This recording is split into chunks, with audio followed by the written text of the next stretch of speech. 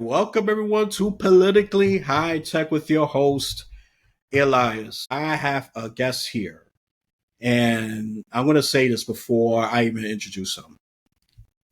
Do not put any race in a monolith. You think, all black people Democrats, all Latino Democrats.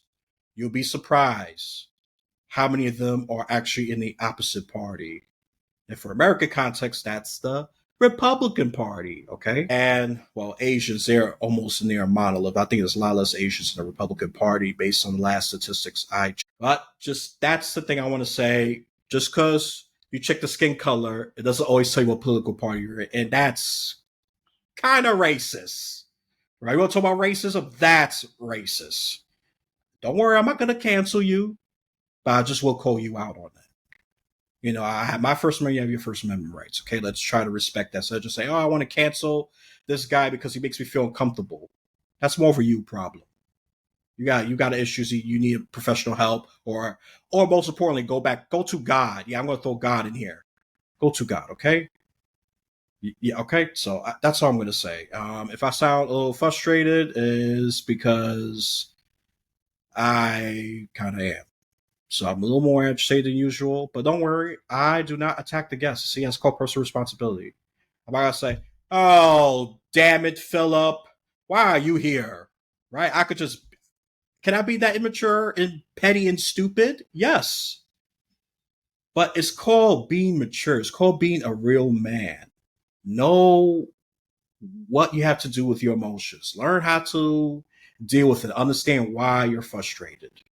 So this is more raw me. I mean, frustrated as usual, mostly because things are just falling apart right now. But it'll get better. It'll get better. But as a native New Yorker, as I said multiple times, I am impatient. We get impatient pretty quickly. We use that hustle and bustle fast life. It's been a little slower than usual, so my anxiety is a little crazy. Just being transparent. If you want to talk on it, make fun of it for content, go right ahead. But I express it out. So, without me going to my little emotional monologue here, let's welcome Phil Blackett. He's going to share us some stuff, okay? And one of them is in direct alignment with this podcast. And, this has no partisan loyalty. I don't care if you're Democrat, Republican, Independent, Green, Libertarian, or even Communist Party. Yeah, I even throw some in there, even though I will strongly disagree or be initially turned off by it. I don't know why you want communism in America. I don't get it. You don't study a lot of history, or you study the wrong history or something, okay? So, with all of that, I'm gonna have him introduce himself. And trust me, he cannot be put in one box. He's one of the few guests, depending on where we go, I could put him in any bucket. It's very rare. Very rare. Very, very rare. I could put him in the political bucket, tech bucket, development bucket, which includes spirituality and religion, Christianity. He could be any bucket. I like that because that gives me flexibility to what I want, where I could put this. So thank you, Philip, for actually being my relief today. So you see, he's gonna be my relief today. He probably realized that, but then again, I'm assuming here, so he could correct me once he introduces himself. So go right ahead, go introduce yourself. Thank you so much, Elias. I appreciate it. So, for everyone listening and watching, my name is Philip Blackett, and it's really tough to kind of compress like 39 years into like a 1-2 minute intro, but I'll try my best here. So, I was born and raised in the South. So that makes me a lover of all things barbecue, Chick-fil-A, and sweet tea related.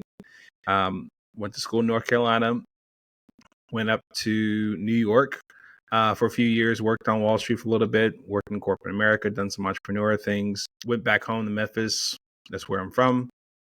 Later came back up to the Northeast for school and business school in Boston, met my wife up there, got married the day after graduation, had twin daughters a year after we got married. And basically, at this point in time, I've been an employee. I've been an employer.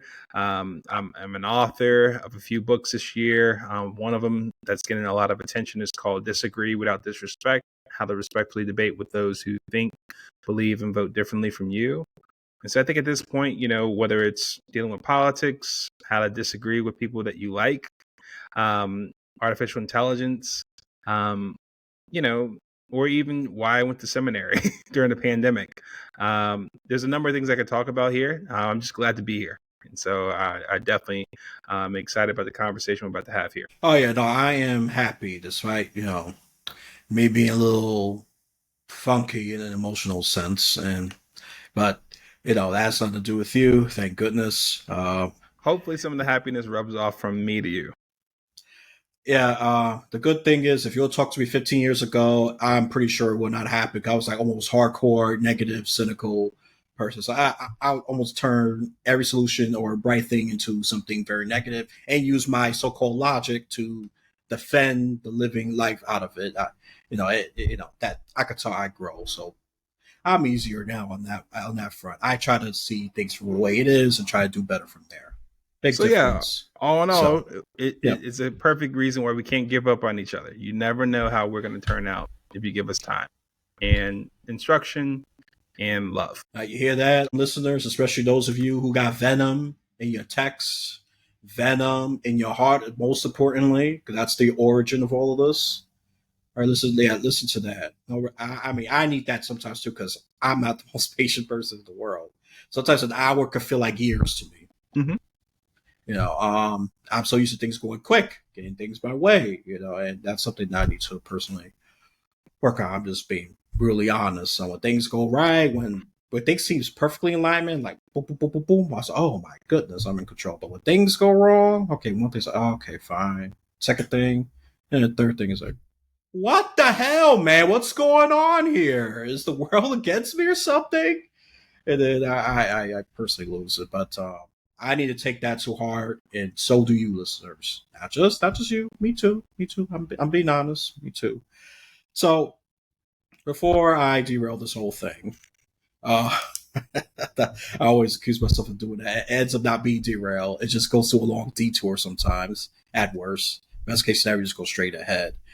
And that's one thing I want to ask about because I think a lot of these problems could even stem for a lack of father. There's plenty of single mothers. There's even some single fathers. There are, but I don't think it's definitely not as common as single mothers. You said fatherlessness is, I think, one of the biggest crises of. I just paraphrase it to society. I think it's definitely more than political. It's even cultural and just human nature. And I mean, why do you think that? Besides, especially, me, I'm going to just answer a little bit. I think, especially for young boys, they don't see a good father figure. They're confused and lost sometimes. I'm sure there's more insightful things you could bring up. I'm just going to start from there.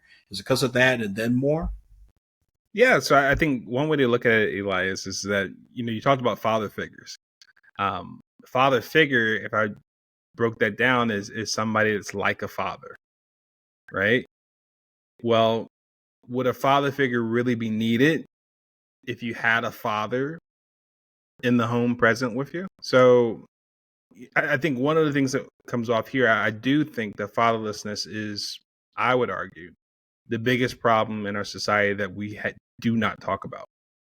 Because I think a good part of it is, especially when you have people that are growing up, we often want to find a sense of who we are. What's our identity? Why are we here? What's our purpose? How do we relate to one another? And oftentimes you're going to go to somebody for those answers. And call me old fashioned if you want, but the first pillar of people you go to for those answers should be your parents, your mother and your father. Not just your mother and your father, because both of them contributed to you being in this world. You are part of your mom and part of your dad. So if your dad is not available, if your dad is not around, then that's half of who you are that's not present. And I don't care how tough you try to be or come off, you're going to miss that. And if you don't have your father around, whether as, a father's love, a father's instruction, a father's wisdom, a father just spending quality time with you on the regular, you're going to seek that out elsewhere from somebody else, whether that's friends that could lead into a gang, whether it's to people of the opposite sex, which could lead to promiscuity, which could lead to a number of different things that could be bad decisions because you don't have somebody that's with you, that's instructing and helping you on how to make the right decisions and help give you that sense of stability that you are loved, that you're cared for, and that somebody is proud of you because you're a part of who they are. And so I think I'll just stop and pause right there. But if nothing else, even if I went on a spiritual realm too, Elias, it's like the thought is, if you can't just imagine what life would be like without an earthly father, for a lot of people that believe in God, imagine what life would be like without a heavenly father. Now, for those who do believe in a God, that's very hard to imagine. That's where a lot of people think chaos comes into play, anarchy, lack of order. I have no sense of who I am that's truthful, so just imagine what that would be like in the physical earthly realm in your own home. You need a sense of identity. You need a sense of order, a sense of unconditional love and connection to who you are and what makes you who you are. That's in the home and not necessarily dictated or influenced on you by the world around you. Yeah, no, that's great. And also, just want to add just one little thing. It even impacts the daughters too, because the user race said promiscuity. I'll just lead you to that. That some of them don't even know what a proper relationship with a man is. Well, with the exception of a dysfunctional parent, which is a whole other beast altogether. Both of them constantly fighting, arguing, doing pots or whatever household appliance you could think of. Even daughters, it impacts daughters too, not just Of sons. course. And I just wanted to say that, and this is why I think they, to your point, they going elsewhere to find that, and that creates chaos because it hasn't been visualized or even caught at home. Mm-hmm. And and even Denzel Washington, I'm going to quote him again. It all starts at home. A lot of dysfunctions, and if you think I'm crazy, I think you are mentally ill to the 10th power. Okay, it makes sense, and it is not old fashioned. The only thing I want to say is it is true wisdom. I know some of you that wants alternative lifestyle, you're gonna think I'm a right winger. I don't care. Certain issues I am. I think family, I'm leaning a little more to the right on that issue. That's why I already said as a community. One episode already said church, community, very important. Yeah, I tend to agree with the right on those issues because they've been tested and true. And, you do need, naturally speaking, you need a he and a she to merge. A child is born. Just try to keep it as clean as possible. Okay? So you could go to the gutter with your own mind. I'm not going to do it in here. I already done that in my older podcast. I was a little more edgier and controversial. That's why I said I only want adults. I don't need kids listening to this stuff. If they hack it, like I said, it's your fault, parent, for not paying attention. Your fault, not mine.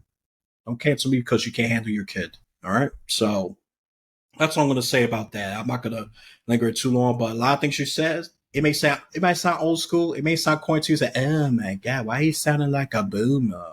It's not boomer. I'm going to replace it with another B word that you kids use, based. It's based on truth. Well, yeah, I think that's the other part of it too, Elias, is that why would I repeat something unless it worked in the past? I think that's kind of what makes it traditional or conservative. It's like you want to conserve something that you believe worked beforehand, that you believe is going to work now. Because otherwise, if you don't conserve what was happening before, you are essentially trying to reinvent the wheel or redefine what families or parenthood should be like. And good luck with that. I just, like I said, I tend to believe that, hey, communities are based of numerous families, and families should have parents, mothers, and fathers in the home with their children. That's how God intended it to be. The first family is not the first family that's in the White House. The first family was a mother and a father and two kids. If God had intended it any other way, then he would have. So if that's how God created it to be, I'm not going to argue with him. And trust me, sadly, we humans have tried so many times, and Even me too. Been guilty of it a couple of times, especially when I just think he seems irrational and just call myself out. It's a ugh. So I can't just God just I don't know alter our DNA is allow all this fun stuff to happen. I know he could do that, right? And that used to be my thinking when I was younger, of course. But God designs things the way it's intended. And I'm sure he could have made humans produce asexually if he wanted to. He just create a kid on their own. But he didn't do that. He wants us to form a relationship and a unity between two different sexes. He wants us to be together as a species. And that's why humanity survived. I mean, we would have if we would have been stuck in our own little world during ancient times, the wild animals would have had free food every single day to a point of extinction.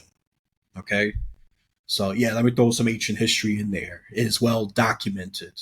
You want to argue against facts, establishment, point. Yeah, I'm going to say establishment. Go cringe or you're like, here's our establishment. Yeah, they're well established. I want me to say, I don't know, Mickey Mouse did Fantasia and he made a whole bunch of people and they could just, I don't know, merge with each other and then they get what they want magically. I could say that, but I'll be lying to you. And I'm trying to stay away from enabling certain fantasies. But hey, I do respect you, even though if I don't disagree with you. You know, I could disagree with your lifestyle, but doesn't mean I hate you or want you purged or eliminated from existence of Earth. And that's a little alluding to his book. And I think, you know what? Let's transition to that book. I think that's where we're going to be going because, hey, LGBTQ plus couples, you want to do your thing, Nick? You go right ahead. Just like straight and everybody else, you have to be responsible for your own decisions and consequences. Don't just play a victim and say, "Oh, it's Elias's fault because he said something that just triggered me." I could just say a little thing that may sound offensive, but it's not hateful. Philip is definitely not hating. You could blame him, but he's definitely not hating. Mm-mm. And so far, even if you take little clips of him, I think if anything, you're making him popular based on every single sentence right here. And I'm thinking as a YouTube creator, if I really could take some out of me and spin it out of context, thing about Wacko, that's fine. But at the end of the day, just be responsible for your choices and stop being a victim all the time. I know victim is popular and attractive. I used to be one of them, okay? When I used to suffer from depression. Blame the world. It was never my fault, okay?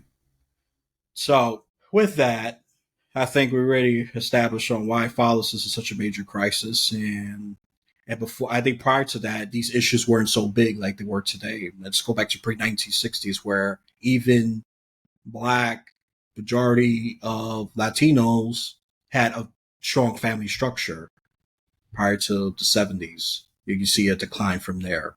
Mm-hmm. No, don't take my word for it. There's a lot of statistics on this. It's like I said, this is well established. Yep. I'm not just saying this just to pat myself in the back or be a hater, but these are just established facts. And if you don't like it, I don't like some of the facts either. I don't, but it's there. Oh well. It's gonna stay there. Unless you want to try to alter it, which I will go against that. So now let's get to that book.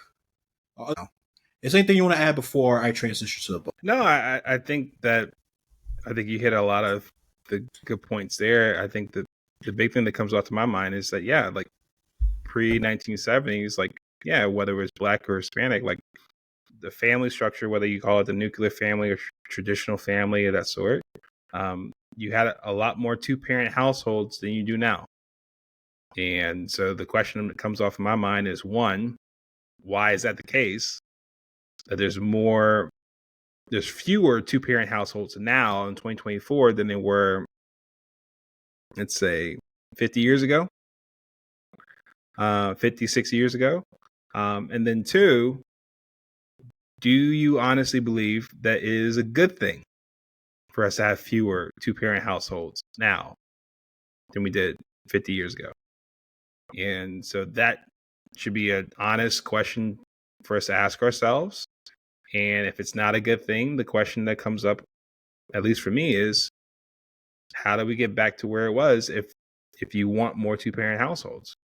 We have to value fathers being in the home and figure out how we can have more of our fathers being active and present in the homes for the kids that they sire. Yep, and I'm just gonna go on the wacky ladder. And if you think it's a good thing, bring your documents, bring your links, get ready to debate because people who are thinking rationally are going to strongly disagree, and we have a lot of evidence on our side. So, for those of you who think this is a good thing, get ready for a debate. Just get ready. Get ready. Bring your receipts. That's the cool kids call it. Your for the traditional people, the ones that are called boomers as an insult, which is kind of ageist. Documents, evidence. That's what the kids mean by receipts. Yeah, you kind of get the slang. They're not that creative sometimes. I was more creative in my age, but let me not flex my little experience on these youngins. All right, let me not pick on the Gen Z people. Y'all cool in your own way, but some of y'all funny. All right, so I'm gonna transition to this book because I think disagreement without being disrespectful is so important, and it's lacking. It's lacking in a major scale. I can't even be hyperbolic about this. I can't. You could check on Twitter. I refuse to call it X. X is the alphabet. I could use X for many things. Twitter, Facebook, Instagram, whatever social media, TikTok. All you're going to see is the very left, the far left, and the far right. You may think I'm dyslexic. It's probably mirror. Okay, that's my excuse. It's mirror mode, all right? For those of you who are going to be hypercritical. But there's just so much attacking each other. Oh, so you want to take us back to 1980? No, I forget it. Don't forget 1980s. 1800s? I was like, oh, you wacky. You want to always touch children? I mean, they go to these words below the belt for the jugular attacks I see on the internet. And some get, I'm going to use a very slang, jump. I mean, or the updated term is ratioed, where so many people disagree, Duncan insulted that one person because they have a different point of view. So I think your book should, it's pretty timely, I would say, to have that kind of book. And I encourage people to get it. I normally do a plug in the middle of the episode, but I'll link it because people need this book. People need it. And how can someone learn how to disagree without being disrespectful? Because we see the opposite almost all the time. Just a little bit. I know you're not gonna spoil. I know the whole book's not gonna be spoiled. I don't want that to happen. I'm a capitalist. Find out more if you want to get everything. So just a little bit of sprinkle, yeah. I'll do a little sprinkle. So I think the first thing you have to think about is, one, we have to do a better job of separating the idea or belief from the identity of the believer. So what do I mean by that? Depending on the issue, the person you talk to, that idea or belief might be so intertwined with the person you're talking to that it essentially becomes who he or she is. And the challenge with that is that when you're trying to debate that idea or belief, that person can take it personally and think that you're debating who they are as a person. If I criticize that idea or belief, now they think I'm hating on them or criticizing who they are as a person, which is just as easily likely to get them on the defensive, be more aggressive towards you, build up a wall, not really listen to what you have to say, and can very quickly devolve into name calling, which at that point, there's no debate to be had at that point, because nothing really good comes out of calling people names at that point. Oh, yeah. You hear that? You hear that, listeners. Especially those of you who like to engage in debates and arguments. Separate the identity of the person delivering the message to the idea. And I think that's spot on. I think that's just the root of, I'll say 90, if not 99, 100%. I think that's just the root cause. Talk about premium sprinkle here. You get to like the root, the core of everything. Why these debates fall apart? It turns into a shouty match. And I'm gonna just use me info for examples. Fella, he's black, but he's support white supremacy. He's a white supremacy sympathizer. He said literally nothing that supports white supremacy. if he would have cheered for the Charlottesville's um riot, okay, maybe there's some there, but there is no connection. Or I'm going to use me when I talk about why I criticize LGBTQ plus. Oh, I'm a transphobe or homophobe just because I criticize some of their parade. I'm just criticizing the parade, not the community. I didn't say you should be killed.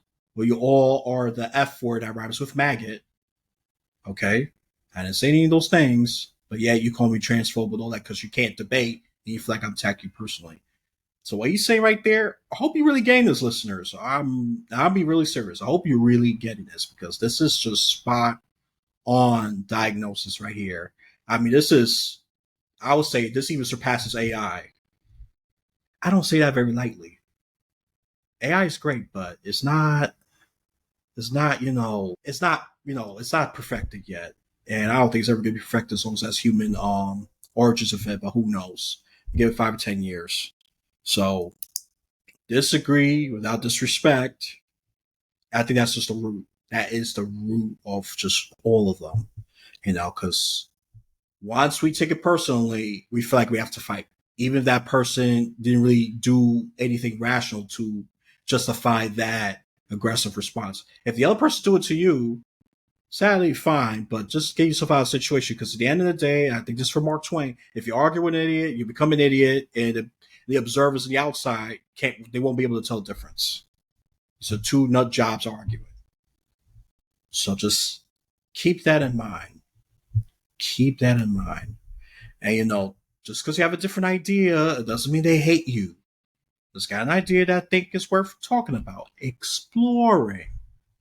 And look, overall, my politics, I'm a moderate. I lean to the left on him on some of the issues, and I probably lean to the right on him on some of the issues. I don't think he's a bad guy. You just have different ideas. Let's separate the ideas from the person. I think that's spot on. That's spot on. I could not come up with a better response. No, I'm serious. Yeah, I really couldn't. So this is really spot on. If I'm complimenting you, that means you're like top 1% response. So I that's all I'm going to appreciate say it. about that. And it doesn't matter what skin color it comes from. Just get the idea. The idea. Okay? And for those of you who are, oh, melanin people, yes, he has melanin. Okay? That's an extra. That's an extra. But me, I'm bringing diversity in a more organic and positive way. And guess what? Not all of them are Democrat at the end. Not all of them are. Okay? So let's just drop that idiocy. And Democrats, I'm going to criticize you more. Stop acting entitled to every single non-white vote. You need to work for it. You need to work for it. Okay? That's all I'm going to say about that. Any little thing you want to add? Any little extra sprinkle you want to give for the book? I'll add one more sprinkle to it. Once you get a sense of being able to separate the idea or belief from the identity of the believer, the next step I would say, even before you get involved with a debate altogether, would be essentially being able to say, listen, we're going to talk about an issue. I could still disagree with the issue at hand between you and me, and I can still respect and love you as a person. Because essentially what goes on there is the thought that my respect and love for you is not contingent on whether or not I agree with you. And if we can better understand that and have that as a part of our friendships and our relationships and our family structure and that sort of thing, we'll be a lot better just off of that alone. Because I can assure you, and I've been married for 8 years, that if it was absolutely incumbent for my wife and I to agree on everything, for us to stay married, we wouldn't have made it past the honeymoon stage. We probably wouldn't have made it past the wedding planning stage because you have to make decisions on what type of wedding you want, and we didn't always agree on it. So the thought that comes to my mind is many marriages that last 5, 10, 20, 40, 50 years, that involves two people that have grown over the years and have not agreed on everything. But yet and still, they still love each other and are still committed to one another in the most intimate of relationships. And I would imagine there's a lot we can learn from that, because essentially what I'm sharing with you is their love for one another supersedes whether or not they agree with one another, because they're not going to agree with each other on everything. It's just not going to happen. So with that being said, can we take that same takeaway to our friendships, to our work colleagues, the people we are, associated with on social media, and say, listen, you and I may disagree on this, but Elias, you and I are still going to be friends, even if we disagree. It's fine. It's okay. I'm anticipating we're going to disagree. If you and I got to know each other for 24 hours straight, I can guarantee you two things. You're going to find out some things that you say, Philip, you are a brother to me. We are of the same mindset on. And I also guarantee you, there are going to be some things that you say, Philip, I have no idea. Why would you even think that's the right way to go? I completely disagree with you. But yet and still, we can still be friends. Yet and still, we can still talk to one another, work with one another, break bread with one another. It is possible. And I think that more people should understand that it is possible for them too. Yeah, no, absolutely. And we gotta be just grown. We gotta be really mature mentally and spiritually about it. Look, biological maturity is the easiest part, okay? There's people that's biologically mature still acting like stupid children. No offense to you to have children. I'm aiming at the 20, 30, 40, well, 60. I'll become a little more sympathetic if you have a condition.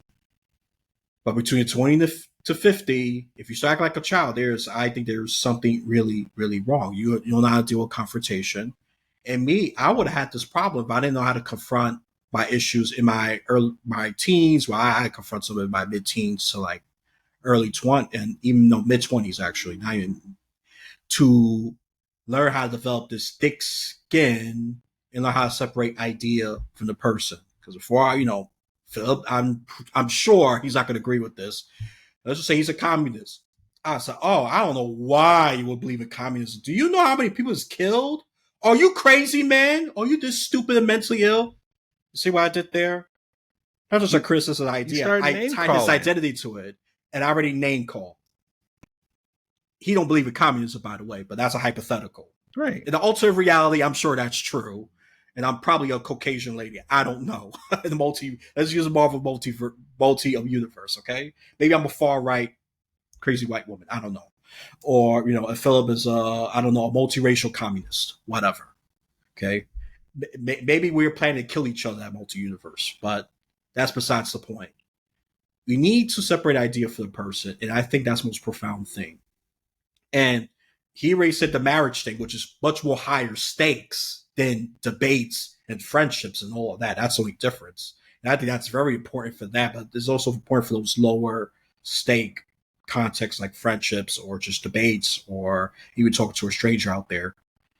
Generally speaking, they're lower stakes. So yeah, that can be applied for multiple things, not just political debates. So that's the thing I want to emphasize. Not just for I'll just focus on that because that's the topic of realm that I'm more comfortable, have a great amount of expertise in, and I understand multiple sides of the issue really well, which I think that's also important for a debater. Not just know, oh, I'm a lefty, I'm gonna pay attention to everything lefty, or the righty, oh no, I'm gonna pay attention to everything Trump says because Trump can never be wrong.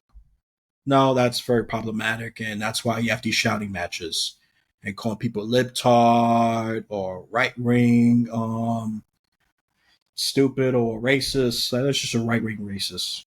That's a common one. So we got to get past that. And at the end of the day, people want something good.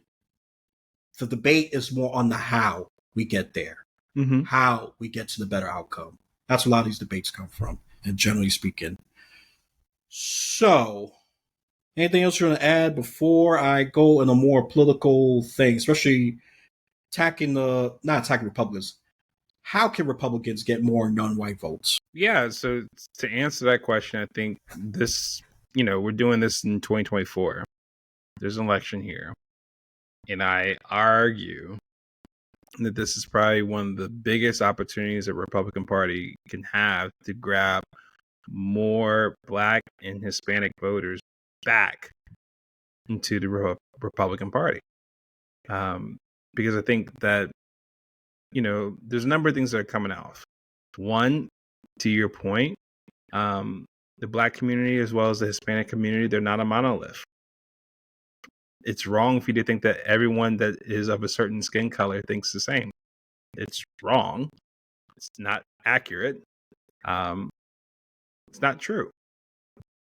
So I think three ways that come up top of mind for me, where it's just like there's clearly open territory, so to speak, if you want to call it that, for more Black and Hispanic voters to come to the Republican Party. One is we have to be able to feel like we have a community, not based on what we look like, but because of shared values.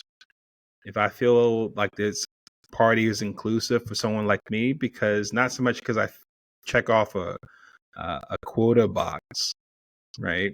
Or I look a certain way where you can say, oh, that's diversity or that's affirmative action based on what I look like. But more so in the sense that we have shared values, shared beliefs, shared principles. That's what unites us together.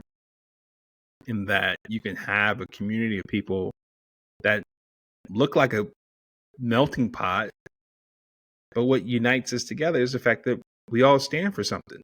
We may still have our disagreements on minor things or certain practical things, but there's something that's bringing us all together. That's one. Two is the sense of debunking the sense that the Republican Party is racist.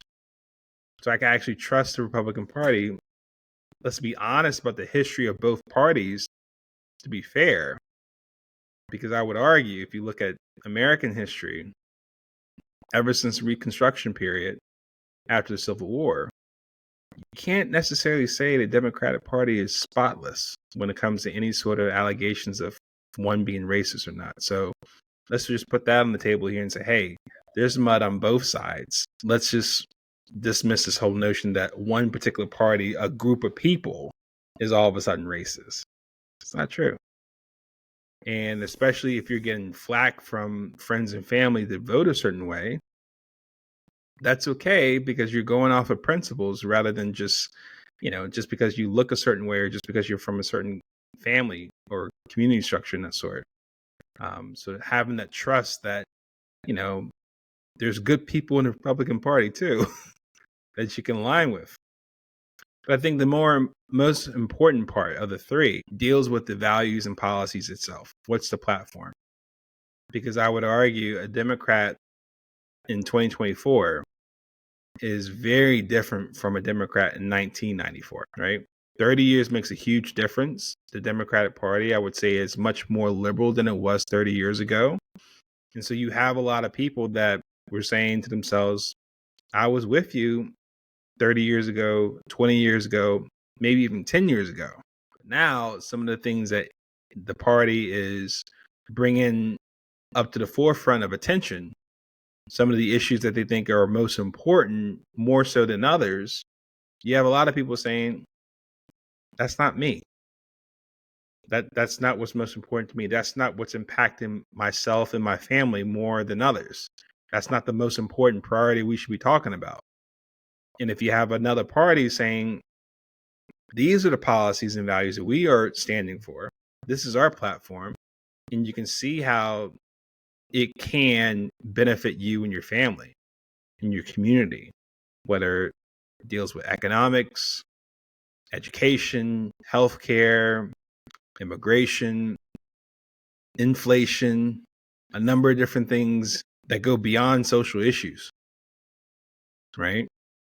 Things that are going to impact you day to day.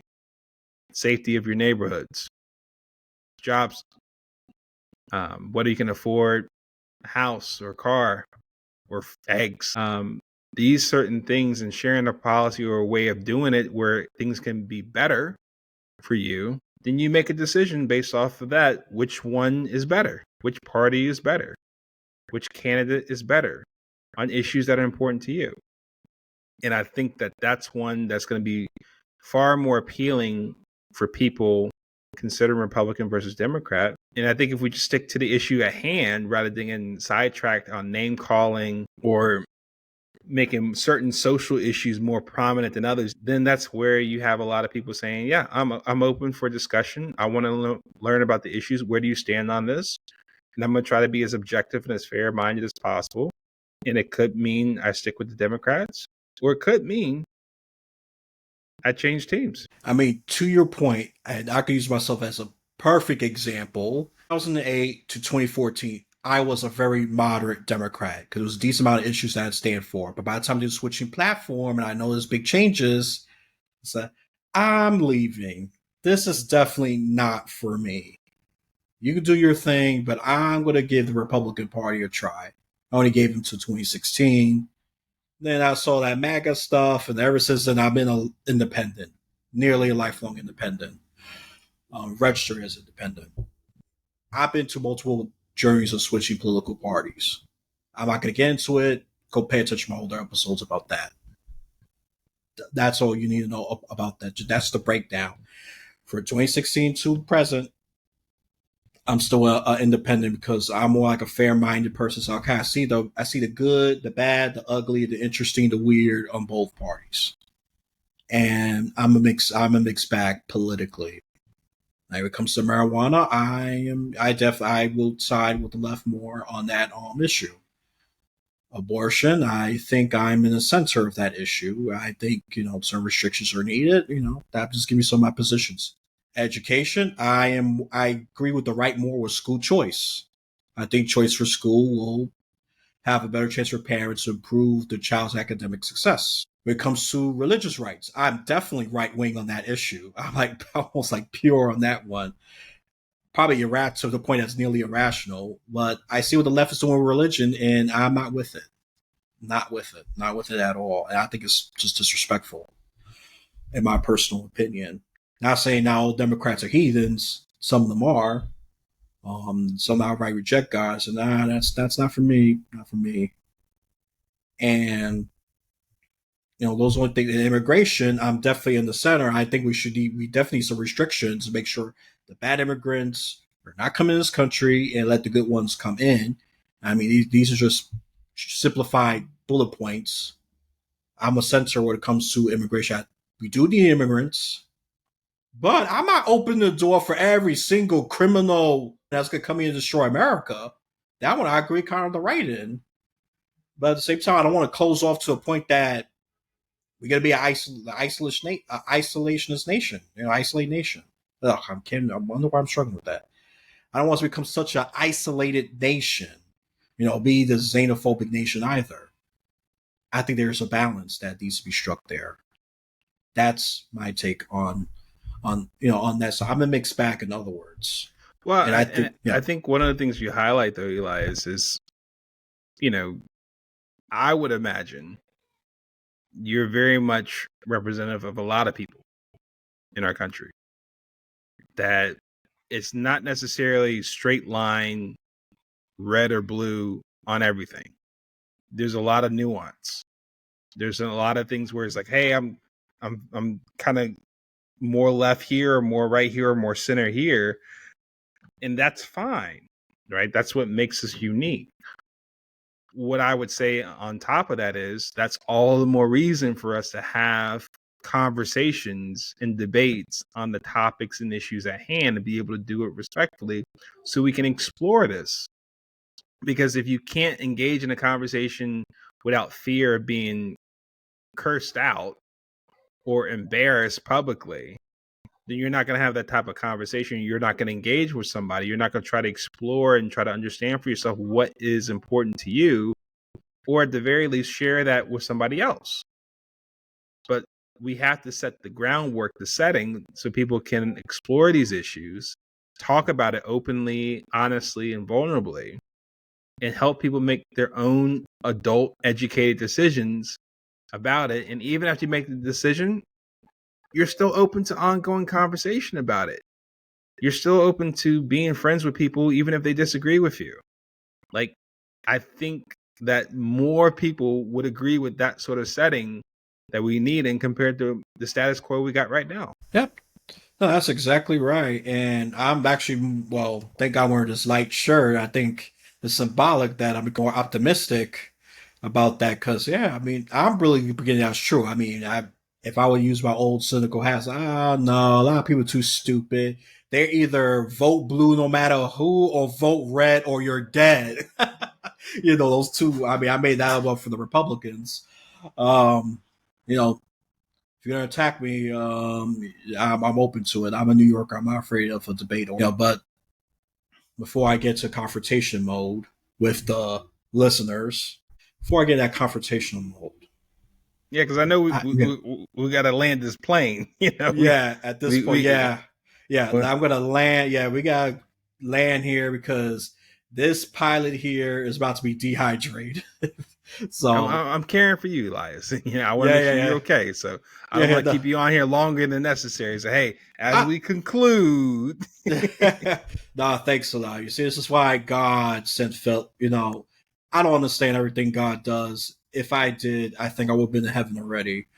I'd probably be one of the archangels. But there's a reason why you're here, particularly this time in the moment, because God already saw some in me, and I wanted to deny it, try to be tough, tough it out like I normally do.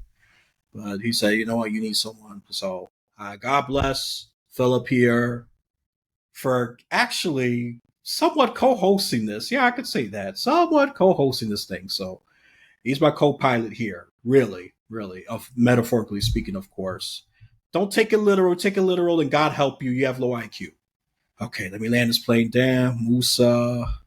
So the main points. Fathers, we need more fathers, okay, to correct a lot of society's major problems. Is it still going to be perfect? No, but I'm sure we could improve. And then of course the book.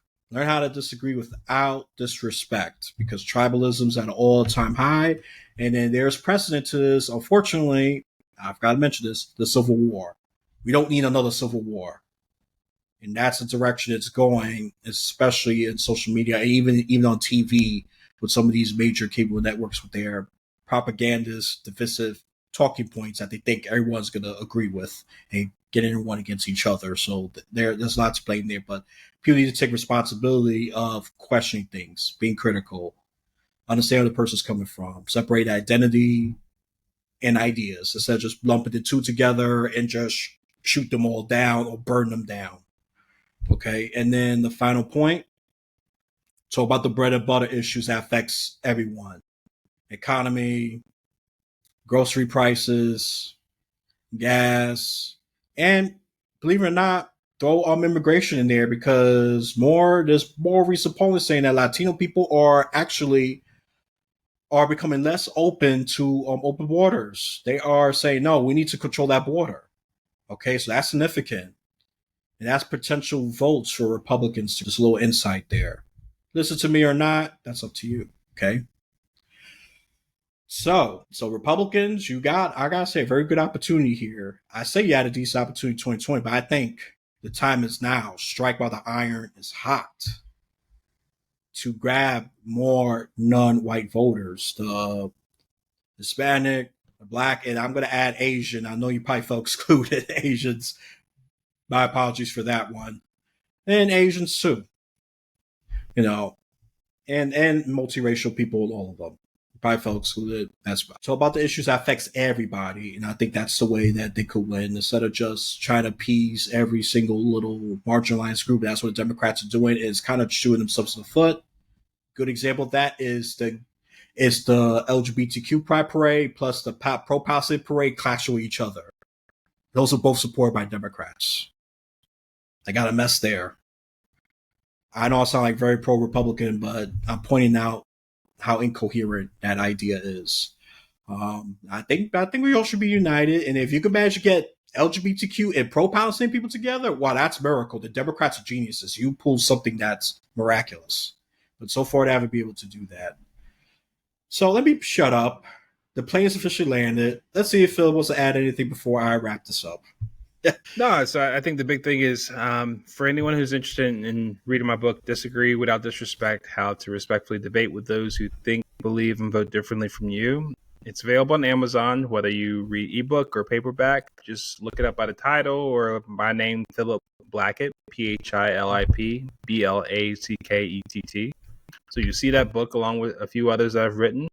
and hopefully there's one that has your interest and you want to read. Definitely encourage you to do so, because I think that that type of book is well needed in our communities today. Yeah, it could have come sooner. It couldn't come sooner. And I'm going to put all that they mentioned in like a description so you can find it.